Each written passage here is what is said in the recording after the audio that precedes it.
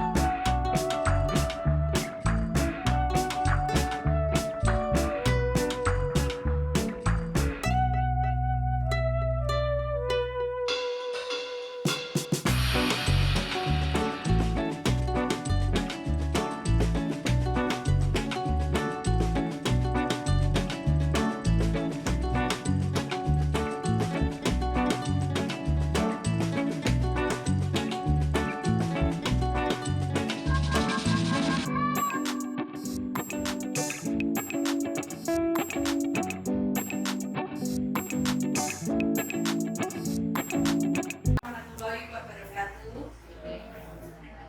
Yang terhormat Ibu Kepala SDN Sidoarjo 2 serta teman-teman rekan guru Sidoarjo 2 yang saya banggakan.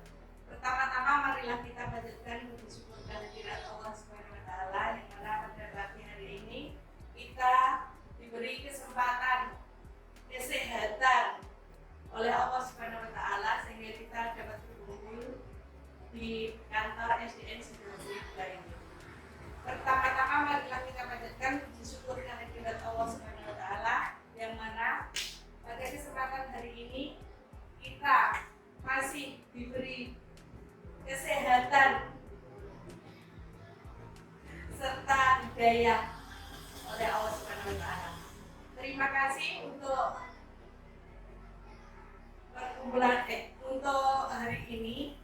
Saya di sini akan berdiseminasi tentang modul aksi nyata budaya positif dan saya akan menerangkan bagaimana cara kita untuk menerapkan budaya positif di SDN Sidoarjo 2 ini.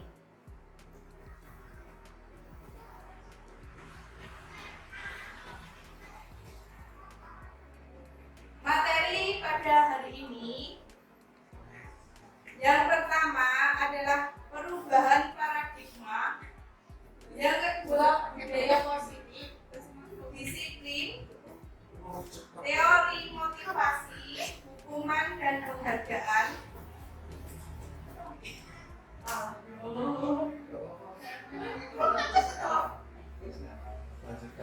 yang ketiga adalah disiplin positif, yang keempat teori motivasi, hukuman dan penghargaan, yang kelima keyakinan kelas, hukuman, konsekuensi dan restitusi, segitiga restitusi.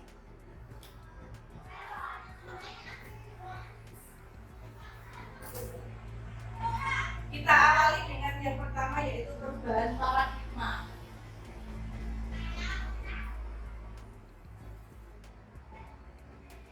Filosofi pendidikan Ki Hajar Dewantara yang pertama adalah bukan tabula rasa. Di sini kita sebagai pendidik diharuskan untuk mencetak atau membimbing anak dari kertas yang putih menjadi sesuatu yang kita inginkan seperti apa. Yang kedua, semua anak terlahir dengan bakatnya masing-masing atau unik. Di sini anak, setiap anak mungkin mempunyai keunikan sendiri-sendiri. Setiap anak, setiap individu berbeda.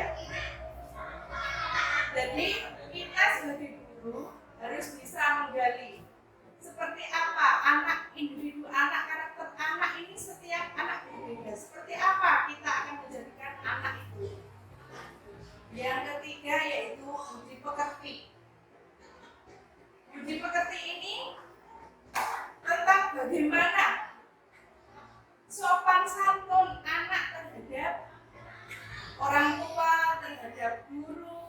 terhadap orang lain, kita harus saling menghargai.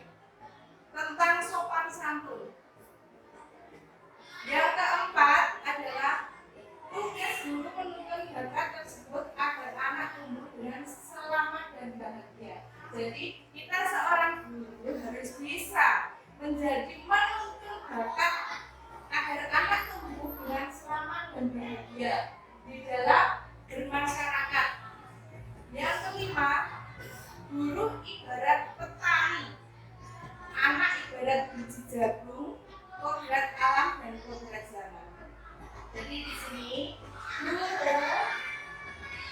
ibarat seperti petani, anak ibarat seperti biji jagung. Jadi kita hanya menuntun, memberi pupuk agar anak itu menjadi pribadi yang baik. Kita harus memberikan pupuk agar tumbuh subur dengan pribadi yang baik. Yang keenam yaitu berpihak pada murid. Jadi setiap guru, setiap kita sebagai pendidik itu harus berpihak pada anak. Anak bagaimana cara kita membimbingnya untuk menjadi yang terbaik.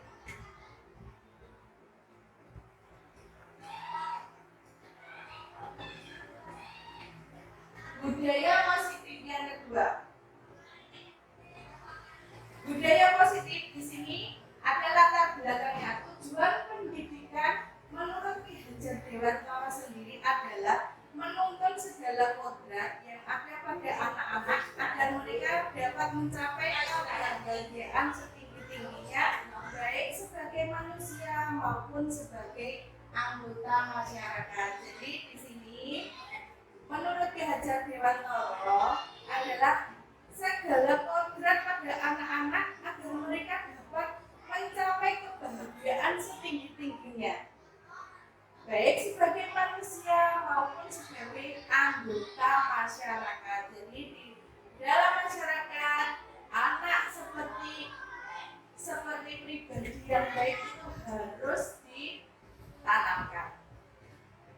Dalam hal menuntun guru, berpihak pada nilai dan peran guru sebagai pemimpin pembelajaran kelas.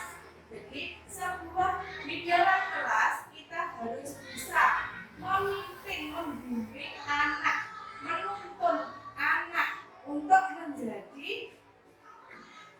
profil pelajar Pancasila melalui pembiasaan-pembiasaan positif. Jadi di dalam sekolah kita bisa menanamkan rasa gotong royong, untuk bekerja sama, untuk berbuat baik dengan sesama teman. Itu sangat penting melalui pembiasaan-pembiasaan positif tersebut. Kita sebagai guru harus bisa menanamkan rasa positif itu, rasa pembiasaan kepada teman, kepada guru ataupun kepada warga sekolah lainnya.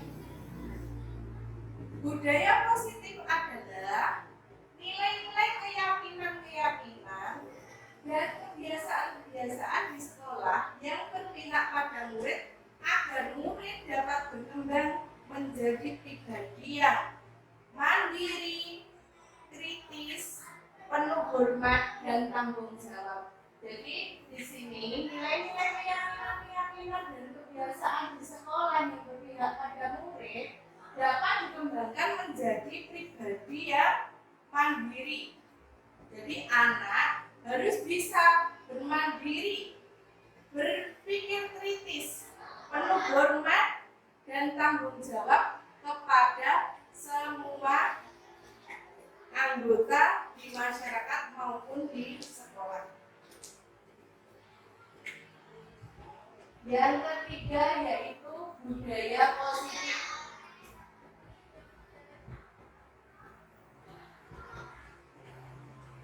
Budaya positif adalah merupakan suatu cara penerapan disiplin tanpa kekerasan dan ancaman yang dalam prakteknya melibatkan komunikasi yang efektif antara guru dan murid.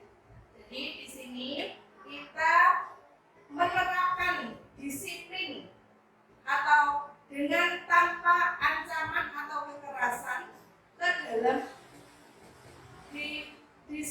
pada murid. Dalam prakteknya melibatkan komunikasi yang efektif antara guru dan murid. Jadi kita melalui pembiasaan disiplin positif, kita terapkan kepada anak, kita terapkan di dalam kelas akan membentuk pribadi dan tanggung jawab anak. Dalam penerapan disiplin positif ini, murid diajarkan untuk memahami konsekuensi dari perilaku mereka. Selain itu, disiplin positif juga mengajarkan murid tanggung jawab serta rasa hormat dalam berinteraksi dengan lingkungannya. Jadi penerapan ini diajarkan untuk memahami konsekuensinya dari perilaku siswa itu sendiri. Disiplin positif itu juga mengajarkan murid untuk bertanggung jawab dan saling rasa hormat dan berinteraksi dengan lingkungan yang ada di sekitarnya. Jadi, disiplin positif merupakan salah satu cara penerapan disiplin yang bertujuan untuk menumbuhkan kesadaran serta memberdayakan murid untuk melakukan sesuatu tanpa sokongan, ancaman, maupun hukuman.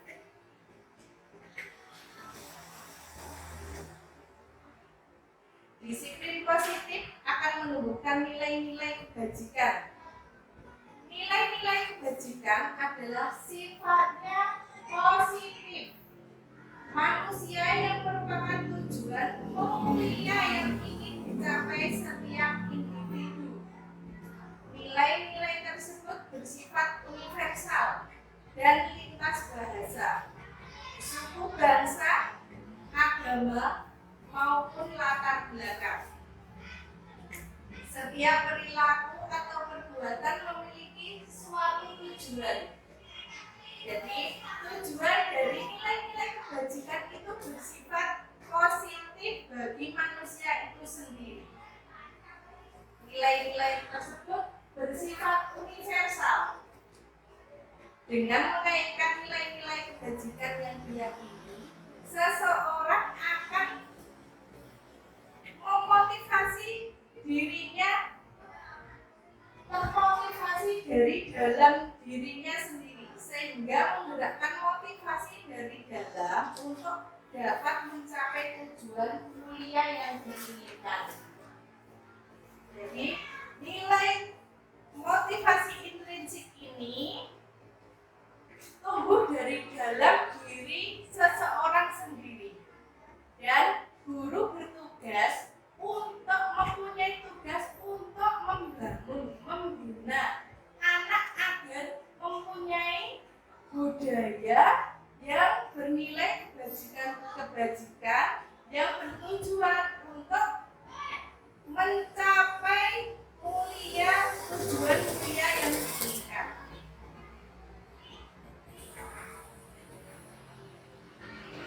Di sini nilai-nilai kebajikan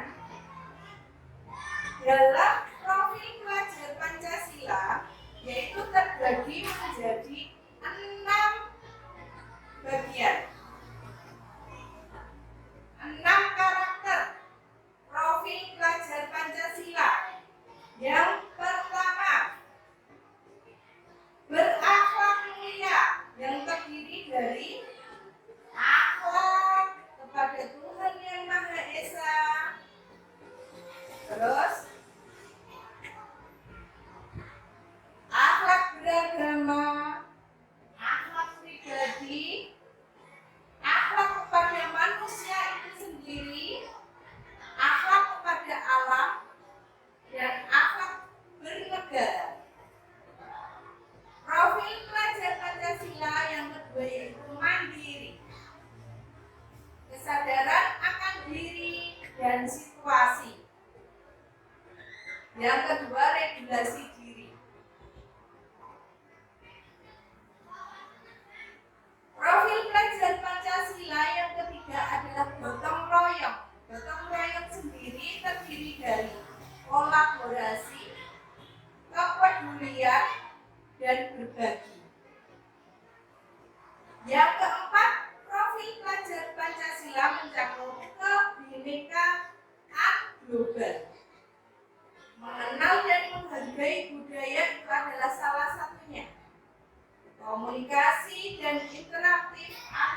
budaya. Terus interaksi dan tanggung jawab. Yang kelima, karakter profil pelajar Pancasila yaitu bernalar kritis, memperoleh dan proses informasi, analisis dan evaluasi penalaran, refleksi dan evaluasi. Jadi setiap individu itu harus bernalar kritis dengan memperoleh informasi, mencari informasi dari berbagai sumber, terus menganalisis dan mengevaluasi penalaran itu sangat penting. Yang keenam yaitu kreatif. Gagasan orisinal, karya orisinal, keluasan berpikir.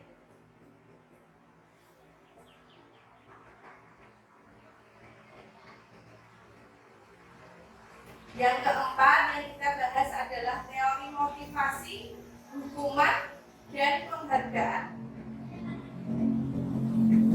Motivasi perilaku manusia oleh Diana Johnson dan pada bukunya menyatakan ada 3 motivasi perilaku manusia.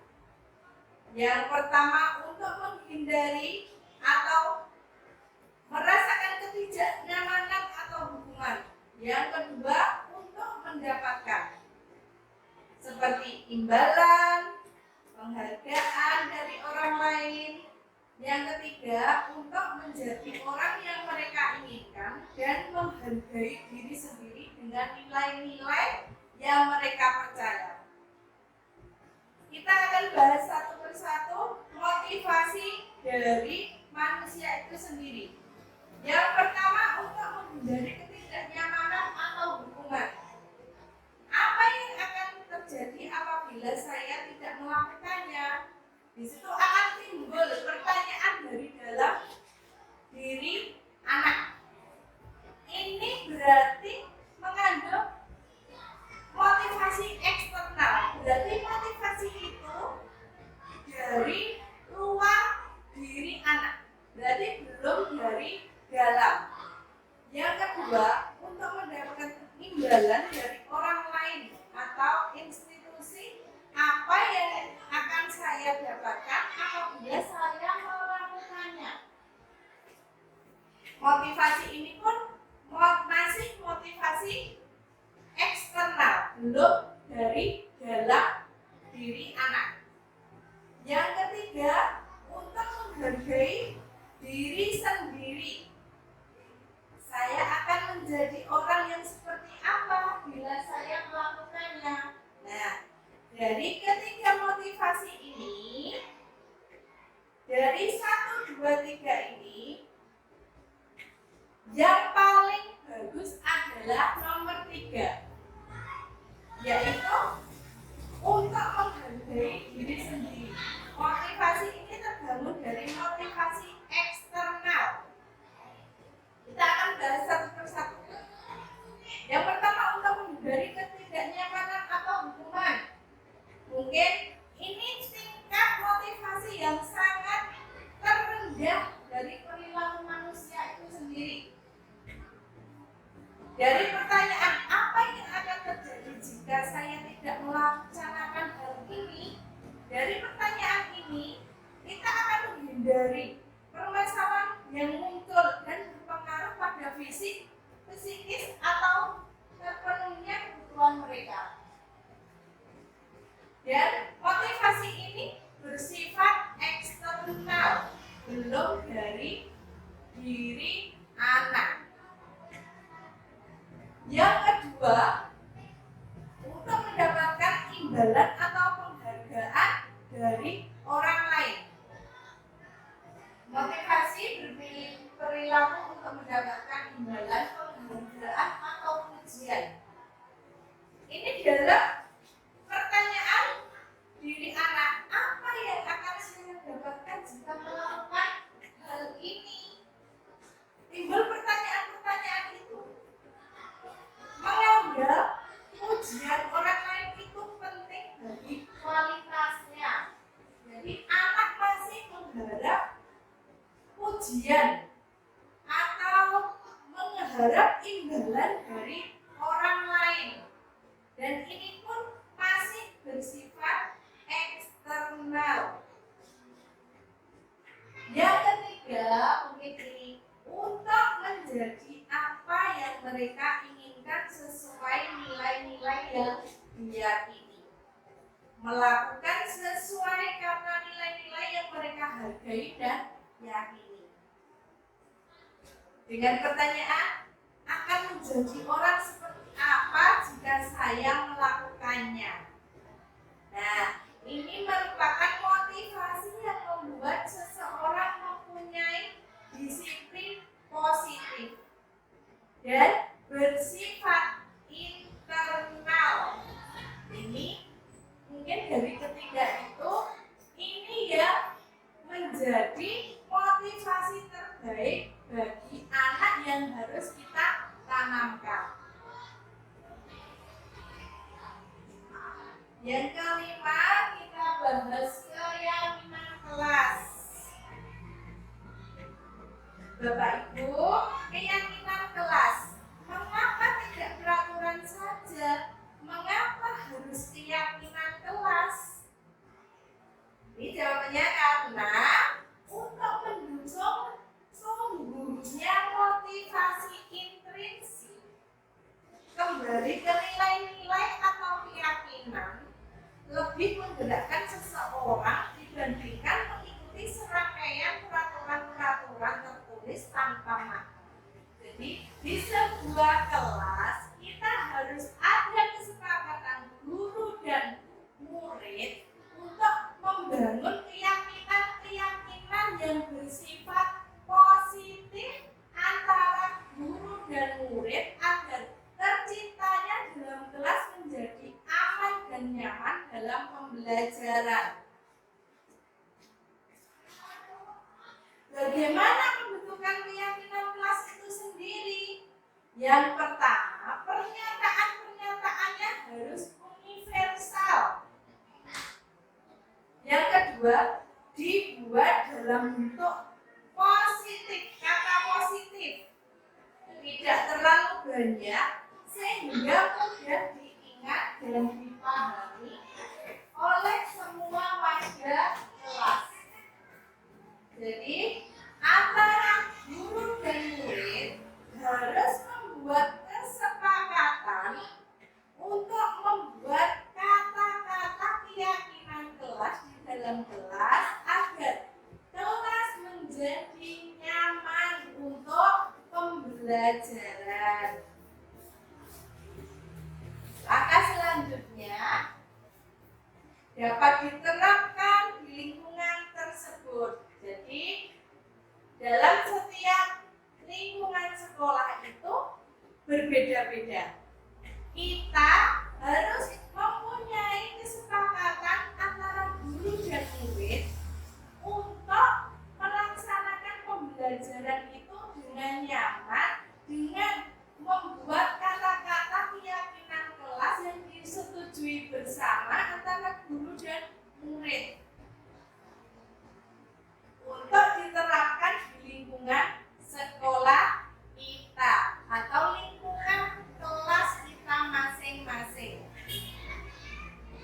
Langkah selanjutnya, semua warga kelas hendaknya ikut berkontribusi dalam pembuatan keyakinan kelas lewat kegiatan pembuatan kelas lewat kegiatan keyakinan kelas. Sifat-sifat atau kata-kata positif itu harus disusun atau ditempelkan.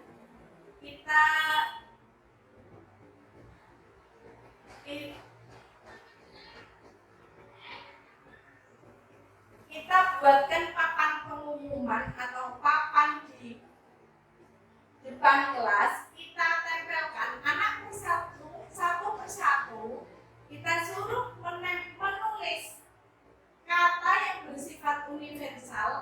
positif, kata positif untuk ditempelkan di papan tulis. Seperti contoh di depan.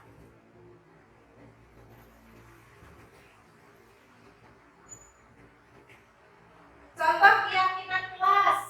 Misalnya, setiap anggota kelas perlu belajar. Setiap anggota kelas perlu senang.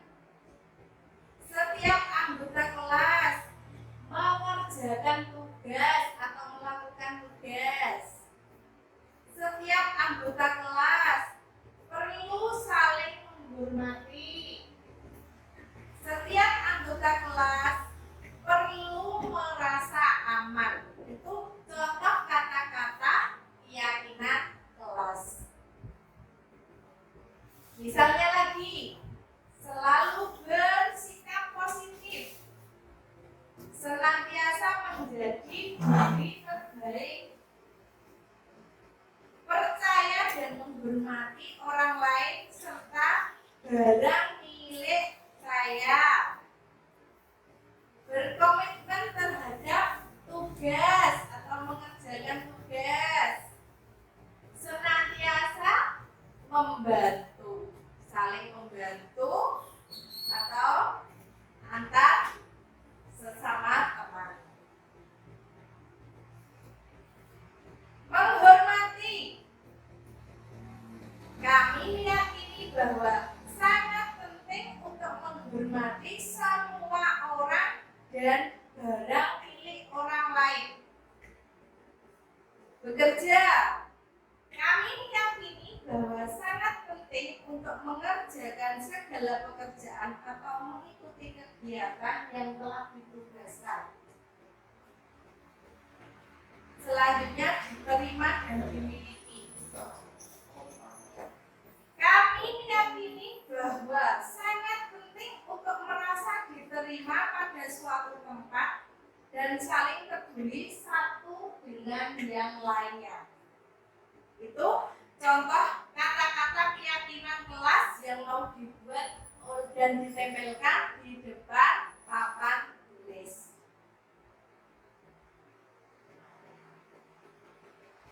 Dengan menyepakati keyakinan-keyakinan bersama, murid diharapkan mewujudkan motivasi intrinsik. Tidak lagi motivasi eksternal seperti dengan pemberian penghargaan. Mengapa?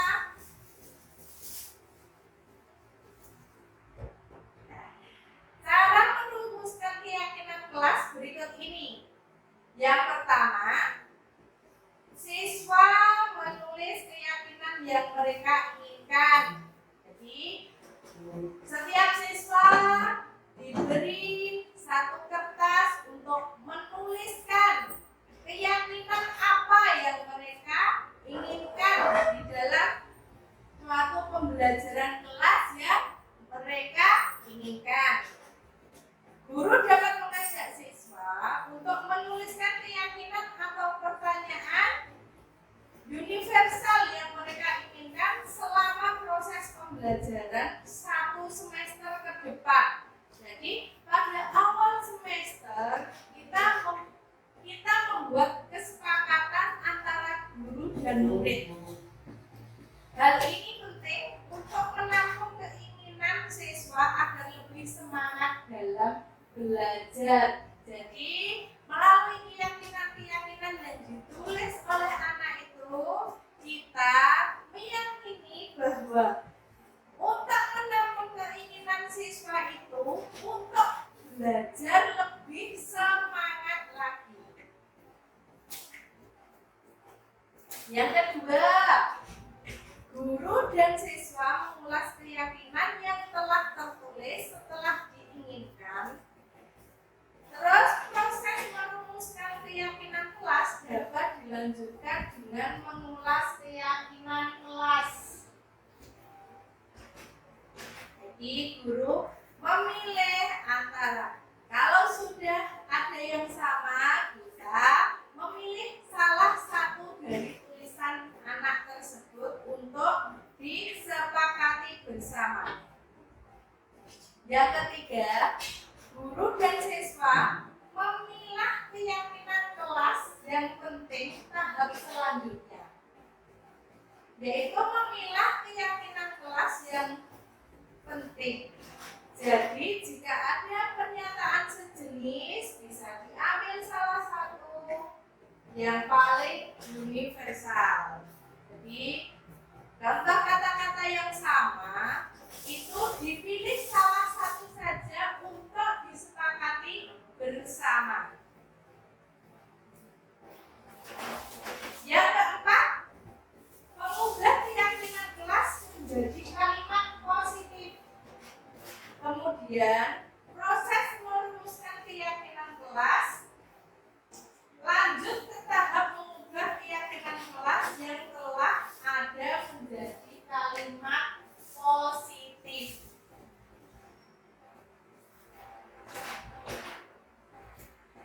Tahap selanjutnya yaitu mengecek dan menyepakati keyakinan kelas. Tahap terakhir adalah mengecek kembali keyakinan kelas dan menyepakatinya.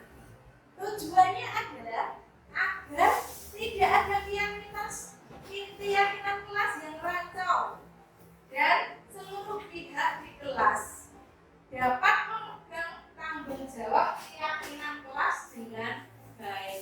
Jadi setiap keyakinan kelas tersebut kita dapat memegang tanggung jawab dan keyakinan kelas tersebut dengan baik.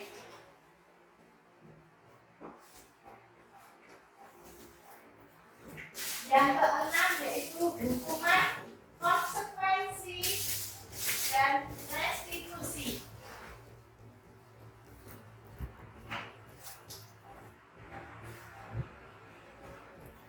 Dihukum oleh penghargaan. Penghargaan menurunkan kualitas. Penghargaan mematikan kreativitas. Penghargaan mengurangi motivasi intrinsik. Pada tabel di depan ada kolom hukuman dan konsekuensi. Hukuman, perbedaannya hukuman dengan konsekuensi. Kalau hukuman, sesuatu yang menyakitkan harus terjadi. Ya, di kolom konsekuensi ada sesuatu harus terjadi. Di situ ada membuat anak sakit fisik maupun hati untuk jangka waktu lama. Di dalam konsekuensi itu membuat anak merasa tidak nyaman dalam jangka waktu pendek. Jadi perbedaannya antara hukuman dan konsekuensi itu sangat jelas ya Bapak Ibu ya. Yang ketiga, anak membenci kedisiplinan dan di konsekuensi anak jadi menghargai disiplin. Terus pada kolom hukuman anak merasa dipaksakan, tapi di dalam konsekuensi stimulus tanggapan. Jadi ada imbal balik. Hukuman bisa mendorong anak menyakiti diri sendiri. Dalam konsekuensi mendorong anak agar mudah menyesuaikan diri. Dalam kolom hukuman, konsep diri yang buruk. Ini dalam konsekuensi konsep diri yang baik. Di dalam kolom hukuman, anak belajar untuk menyembuhkan, menyembunyikan kesalahan. Dan di dalam konsekuensi ada anak belajar untuk mematuhi peraturan. Yang terakhir, apabila ada hukuman, anak merasa marah, merasa bersalah, merasa dipermalukan, merasa tak dihargai. Tapi pada konsekuensi, kolom konsekuensi, anak kehilangan hak, dibuat tidak nyaman, diasingkan untuk sementara waktu. Apa itu restitusi? Proses menciptakan kondisi bagi anak untuk memperbaiki kesalahan mereka sehingga mereka bisa kembali pada kelompok mereka dengan karakter yang lebih kuat. Proses kolaboratif yang mengajarkan murid untuk mencari solusi untuk masalah mereka dan membantu murid berpikir tentang orang seperti apa yang mereka inginkan. Tujuannya mulia dan bagaimana mereka harus memperlakukan orang lain. Ciri-ciri restitusi itu sendiri, yang pertama, bukan untuk menebus kesalahan, namun untuk belajar dari kesalahan. Yang kedua, memperbaiki hubungan. Yang ketiga, tawaran dan bukan suatu paksaan. Restitusi menuntut untuk melihat ke dalam diri. Restitusi mencari kebutuhan dasar yang mendasari tindakan. Restitusi adalah cara yang paling baik. Restitusi fokus pada karakter, bukan tindakan. Restitusi fokus pada solusi. Restitusi mengembalikan murid yang berbuat salah pada kelompoknya.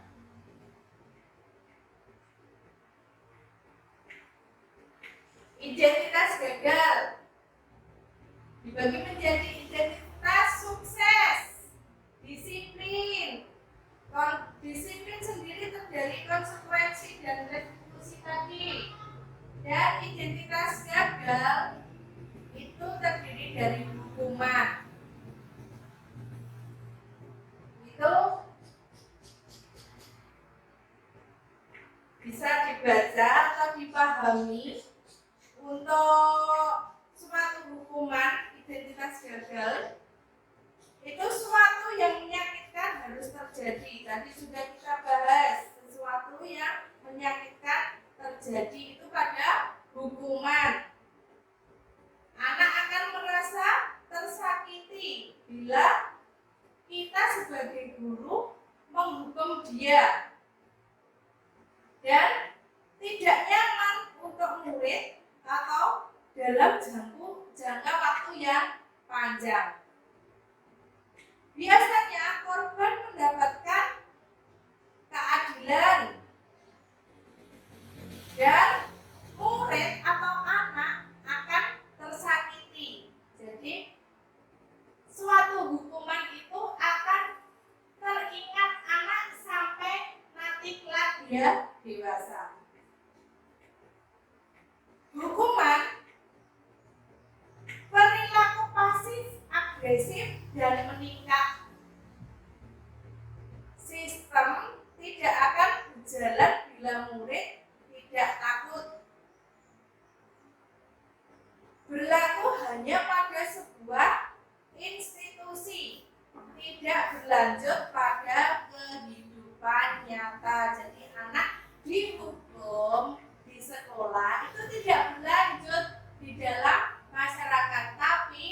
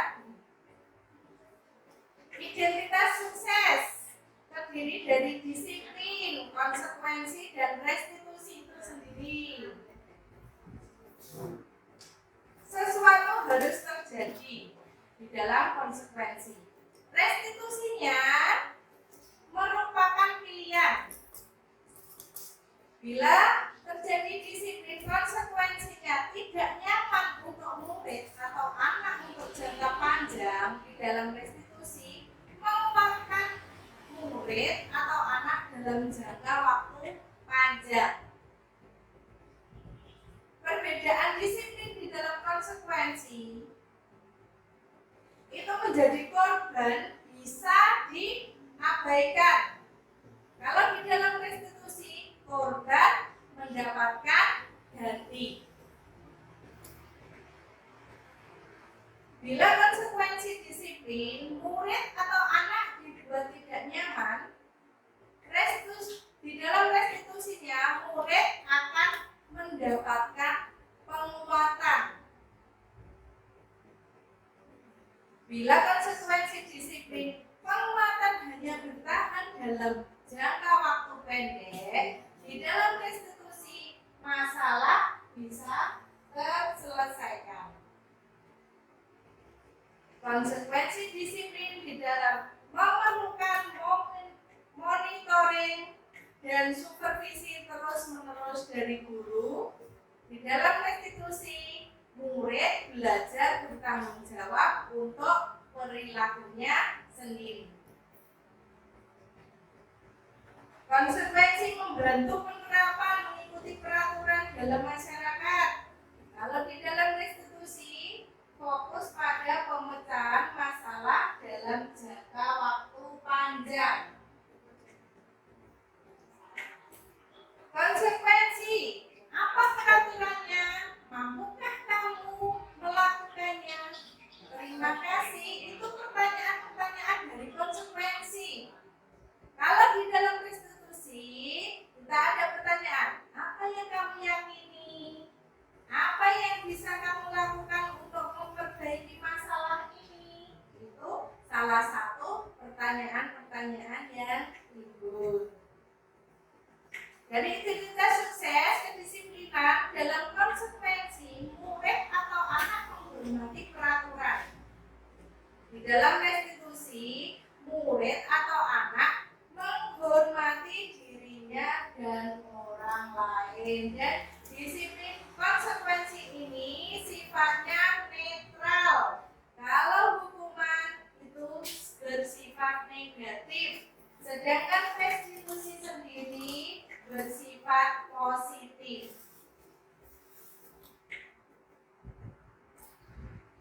Ketika anak melakukan suatu hal yang cenderung negatif, hal tersebut karena ada kebutuhan dasar yang belum terpenuhi. Apakah kebutuhan dasar itu? Kebutuhan dasar manusia terdiri dari 5 kebutuhan dasar. Yang pertama, kebutuhan untuk bertahan hidup atau survival. Kebutuhan hidup ini menyangkut kebutuhan untuk makan, terus dan lain-lain. Terus yang kedua, cinta dan kasih sayang. Anak butuh perhatian. Yang ketiga, kebebasan. Anak juga membutuhkan kebebasan di dalam melakukan sesuatu. Yang keempat, kesenangan atau fun. Anak juga memerlukan kesenangan yang dia cari dalam dirinya untuk berkolaborasi dengan temannya. Yang kelima, kekuatan atau power.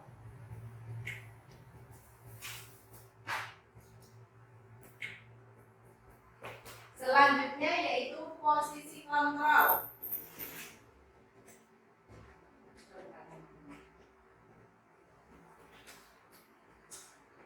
Posisi kontrol guru ada 5.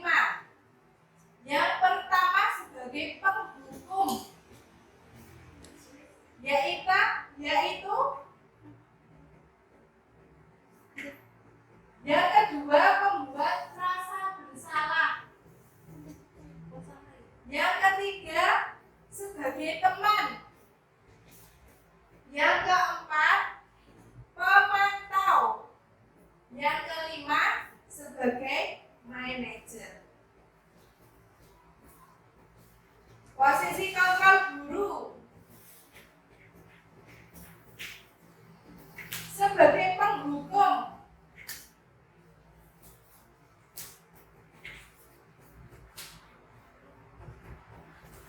sebagai pembuat orang merasa bersalah, sebagai teman, sebagai pemantau, dan sebagai manajer. Di sini kita guru sebagai penghukum biasanya menunjuk-nunjuk, menyakiti, menyindir. Itu adalah salah satu contoh dari sifat guru-guru sebagai penghukum.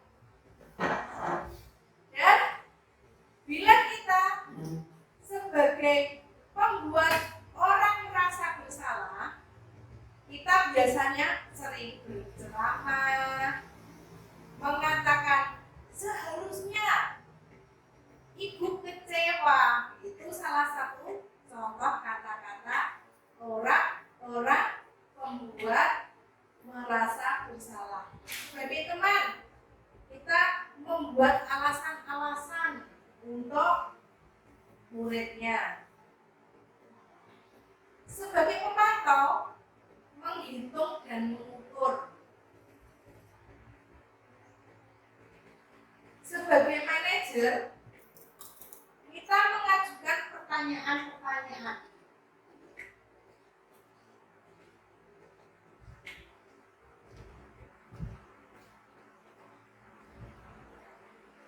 Biasanya untuk sebagai guru bila menjadi penghukum itu, kalau kamu tidak melakukannya, awas ya, rasakan. Itu salah satunya. Dan hasilnya akan membentak-bentak, menyalahkan orang lain yang sedang berbohong. Kaitannya dengan dunia. Jika murid meletakkan guru di luar dunia berkualitas, membuat orang bersalah. Biasanya guru berkata, kamu seharusnya begini. Kamu sudah tahu, ibu telah sekali. Bla bla bla bla ya, mengatakannya ibu stres. Itu salah satu sebagai pembuat merasa anak bersalah. Terus sebagai teman, ayolah lakukan demi ibu. Itu mungkin kata-kata ya, contoh kata-kata yang kita sebagai teman. Masa kamu tidak mau? Ingat, ibu tidak pernah bantu. Jika ibu tidak bantu, mungkin kamu seperti apa? Gitu ya, itu contoh-contohnya. Dan ini hasilnya untuk membuat orang merasa bersalah tadi, menyembunyikan, menyangkut, mengangkat, berbohong, menyangkal untuk berbohong. Dari si kontrol tadi, sebagai teman tadi, kita hasilnya anak akan bergantung kepada kita. Bila kita sebagai pemantau, kita bisa menyesuaikan diri bila diawasi. Terus sebagai manajer, hasilnya anak akan menguatkan pribadinya sendiri. Ada kaitannya dengan dunia. Sebagai penghukum, murid meletakkan guru di dalam kelas dunia. Terus sebagai pembuat orang bersalah, murid meletakkan guru di dalam kualitas. Terus di dalam teman kita, murid akan meletakkan guru di sebagai orang sangat penting di dunia berkualitas. Jika kita posisi sebagai pemantau, kaitannya dengan dunia, murid meletakkan guru dengan peraturan dan hukuman di dunia berkualitas. Jika kita berposisi sebagai manajer, murid meletakkan dirinya sebagai individu yang positif dalam dunia berkualitas.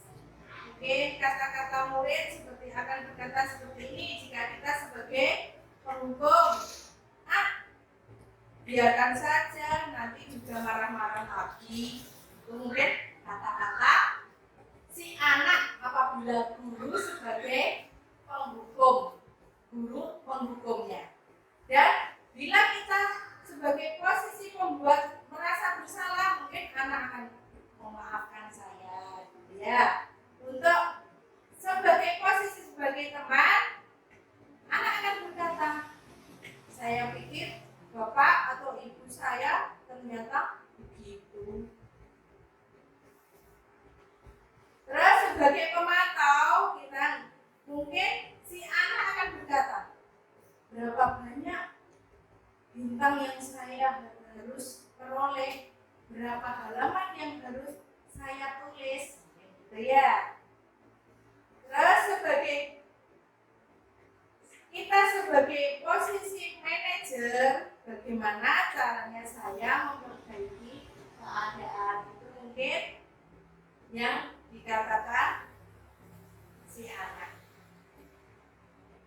Selanjutnya kita akan bahas segitiga restitusi. Segitiga restitusi merupakan proses dialog yang dijalankan oleh guru atau orang tua agar dapat menghasilkan murid yang mandiri dan bertanggung jawab.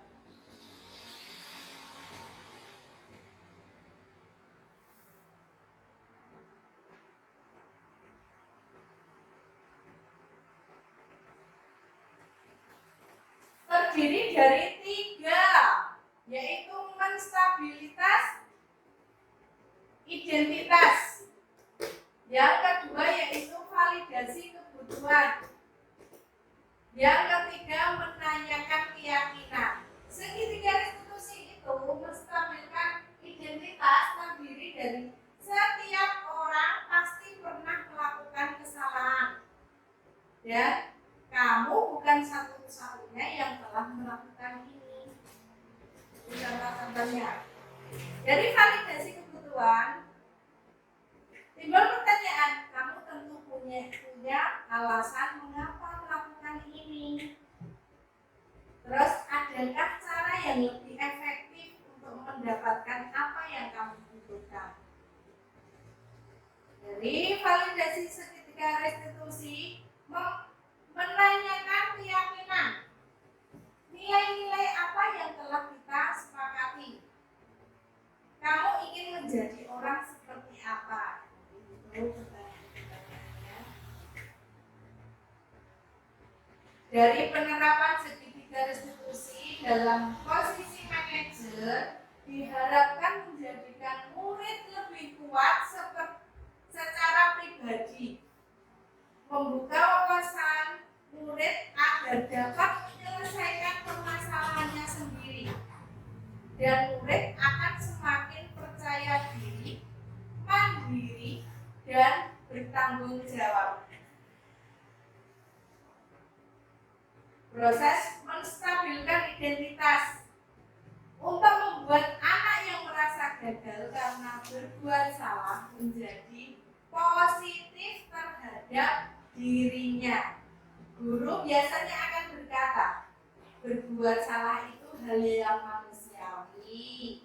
Terus ada lagi, tidak ada manusia yang sempurna di dunia ini. Terus kata-kata selanjutnya itu, bapak atau ibu juga pernah salah. Ini contoh yang selanjutnya, kita pasti bisa menyelesaikan permasalahan ini. Bapak ibu tidak tertarik untuk mencari tahu siapa yang benar yang salah. Bapak ibu lebih tertarik untuk menyelesaikan masalah. Ini contoh satu lagi, kalau kamu menanyakan dirimu sendiri, terus apakah yang kamu lakukan?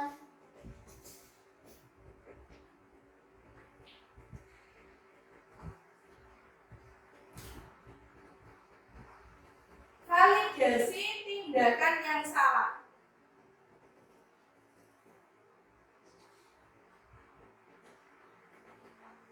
Membantu siswa mengenali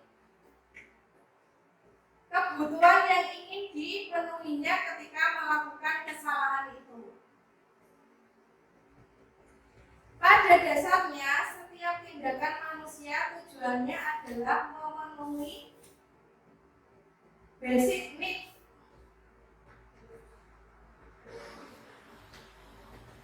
Biasanya, guru berkata, kamu bisa saja kan melakukan hal yang lebih buruk, tapi kamu tidak melakukannya, kan? Itu contoh-contoh perkataan guru. Mungkin kamu pasti punya alasan mengapa kamu melakukannya. Apa yang penting bagi kamu?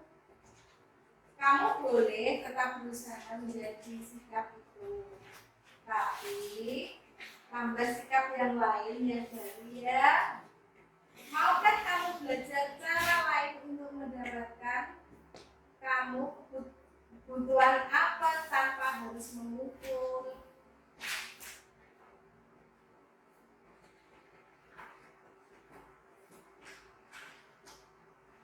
Yang terakhir adalah keyakinan.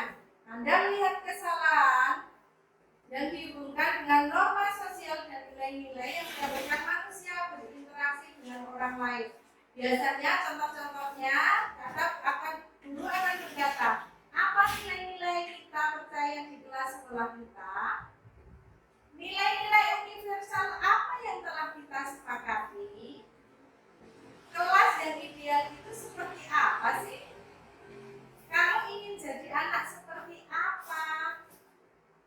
Apa yang kamu rasakan jika kamu melakukan itu? Akan menjadi orang seperti apa kamu? Itu mungkin pemaparan diseminasi dari saya, Budaya Positif. Terima kasih atas perhatiannya. Wassalamualaikum warahmatullahi wabarakatuh. Salam dan bahagia. Guru bergerak Indonesia maju. Terima kasih. Wassalamualaikum warahmatullahi wabarakatuh.